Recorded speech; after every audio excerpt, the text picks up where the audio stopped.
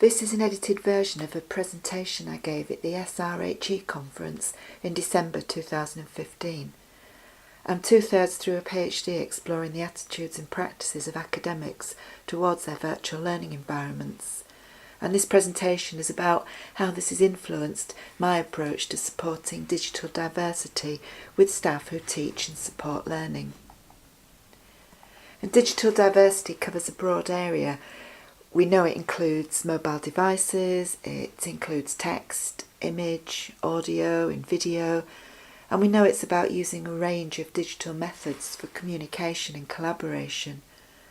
And there's an expectation that anyone teaching and supporting learning will be using digital technology.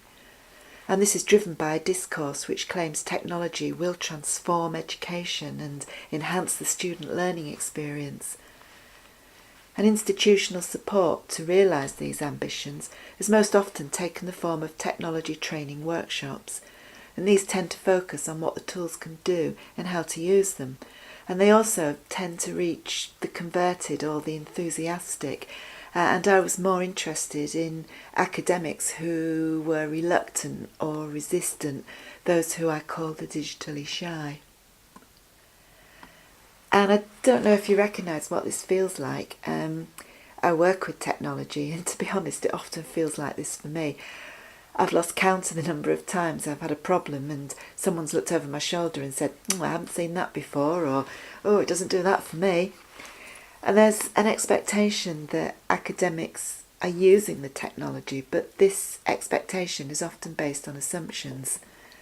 And I've watched campus digital divides develop between the supporters and the mandators of technology and the academics who are expected to use it for learning and teaching on a day-to-day basis.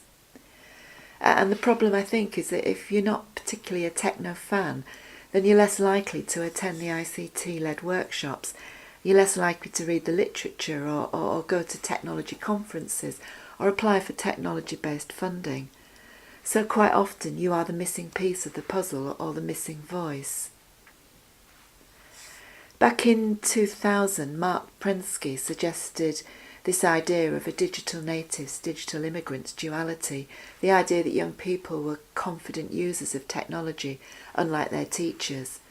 And although this duality has quite rightly been challenged, the idea of students being more digitally confident than academics has stuck. In 2011, White and Cornu suggested a typology of digital residents and digital visitors. And residents are those that have integrated the internet into their lives, whereas visitors only go online when they have to and then they leave again. So both residents and visitors use the internet, but in very different ways. And contemporary digital education discourse would have all academics as residents. But from my experience, many are visitors, and when it comes to learning and teaching, some of them don't actually visit very often. And the literature is full of research into how students learn as e-learners, as much less about how academics teach as e-teachers. And yet the pedagogies of online education are very different to face-to-face practice. Trying to learn online is hard. I call it the loneliness of the long-distance learner. And teaching online is very different to teaching face-to-face, whether it's a distance learning course or a blend of virtual and real time. But my problem was how do you know this? If you haven't experienced being an online student, how can you see it from a student perspective? There's a real conceptual shift that's needed to understand that need to change pedagogies to more interactive, student-generated design and delivery. And back in 1997, Paul Gilster said that digital literacies were about ideas and not keystrokes. But approaches to technology support all too often focus on keystrokes or skills. But like Gilster, I wanted an approach which was about ideas and pedagogies. So this is a research poster from about a year ago. It's a bit dated now, but it's still a useful overview. I wrote 2 short postgraduate courses at 30 credits each called Teaching and Learning in a Digital Age, and this got shortened to TELEDA. The courses were delivered and assessed entirely online through the institutional virtual learning environment, which was Blackboard. The blocks of interactive learning included online design, open educational resources, social media for learning and teaching, and developing multimedia resources. And the aim was to support a range of digital engagement and build digital confidence. I wanted to increase meaningful adoption of virtual learning environments, and I wanted to explore the attitudes and practices of staff who taught and supported learning towards VLEs, where the VLE could be any online tool. And the courses involved active learning, so there were no lectures. We used the VLE tools, we used the wiki and the journal, had discussions in the forums, did group work. We looked at repositories of open educational resources. We explored social bookmarking, we looked at Delicious and Daigo, and we used Twitter for synchronous and asynchronous tweet chats. And we created learning resources using a mixture of audio and video, and the assessments for the course were by ePortfolio. And the courses were fluid, and by fluid I mean that participants were invited to contribute to the development of the learning blocks, so there were lots of opportunities for feedback and evaluation. And all the comments that I received were fed back into the course development using the actual action research spirals on this poster in a process that I call collaborative action research. And there's a few examples here of feedback which I hope show the value of this experiential approach. And out of the courses came my thinking around e-teaching as a distinct identity. And some people have disagreed with separating out e-teaching. They say that e-teaching is implicit within e-learning, but I think the risk of being implicit is that it can get ignored and assumptions get made about individual digital confidence, which I think is what's happened. The range of digital diversity amongst academics is simply not recognised. And the collaborative action research approach that I adopted meant that my courses evolved into formats which were not about what I thought academics needed, but were about what the participants themselves wanted. So I had to let go of a lot of my own ideas around digital capabilities and digital diversity and respond to what was happening while the courses were taking place. So in the end we were all learning by doing, and I was learning as much as everyone else. And one of the QAA themes for 2015-16 is digital literacy, and the QAA are calling for the outcomes of these projects on the left of this slide, the projects by JISC and the HEA, to be mainstreamed. So on the one side you've got the benefits of developing digital capabilities, but on the other there's evidence of barriers, and these include a lack of relevant time and resources for digital development and for supporting staff to become digital residents rather than digital visitors. And a Learning Landscapes report was issued this year, and this was explicit about the need to pay more attention to the e-teaching aspect of e-learning.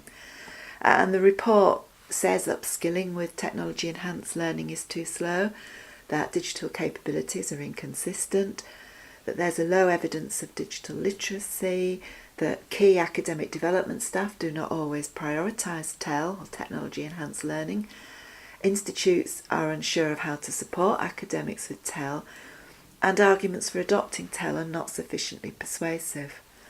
Now, none of this was really surprising to me coming from my digital education development perspective, but what I think is useful is to see this out there in the public domain. And I've been collecting research data, much of which supports these views. I've been collecting data from my courses for the past 3 years, and I just wanted to talk about something that happened this summer, that I did the 3rd set of interviews, and I noticed a set of comments around the digital diversity of students. And these comments were about poor digital literacies. I've already referred to Paul Gilster saying that digital literacy is about ideas, not keystrokes. And Gilster also said that a core competency for internet users back in 1997 was critical thinking, the ability to make informed judgments, because, as Gilster said, the net was unfiltered and open, and this was quite an unusual concept at that time. And today, nearly 20 years on, the need to be critical certainly hasn't gone away. More than ever, we need to be able to tell the difference between peer-reviewed knowledge and personal biased opinion. And we have to support students to do this too. We need ways to support developing gradual attributes of the digital kind. So if I just start to summarise and pull this all together, when it comes to what digital diversity might cover, this model of 6 elements of digital capabilities from JISC is a good starting place, and you can find out more about this online. These are the messages that I want to leave with. In particular, we need to be supporting staff as well as students to become digitally confident. We know about e-learning. We also need to become more familiar with e-teaching. We talk about TEL, technology enhanced learning, and I think digital diversity means considering TED, or technology enhanced teaching, as well. And most of all, we have to stop making assumptions about digital attitudes and practices. So if we just finish by going back to the residents and the visitors continuum, and I've added an extra column. I've added the nays, the not yet arrived, the not arrived yet. The areas that I think we need to focus on are the low-end visitors, and particularly those who have not arrived yet. This is the space which needs the attention. So my suggestion is that we need to look to explore options around digital CPD, digital staff development, digital teacher education programs, and to use more immersive and experiential models of learning within this particular area. So I've pushed quite a lot into this presentation and dipped and dived over a few areas, but I've still really only skimmed the surface because there's so much more to say and to do around digital diversity. So if you have any comments or want to ask any questions, please do feel free to get in touch, and thank you all for listening.